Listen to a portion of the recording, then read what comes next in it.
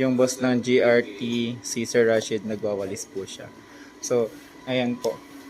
Hindi lang po nandito yung boss para mag-monitor, kundi kasama po siya sa nagtatrabaho.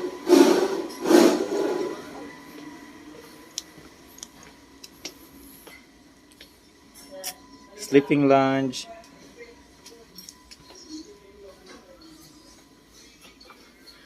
Ito po yung project manager nila. Ayan. So, lahat sila gumagalaw. Ito naman yung area niya. Sa locker area. So, ayan. Lahat po sila ay talagang gumagalaw. So, mas bumibilis yung trabaho. Ayan.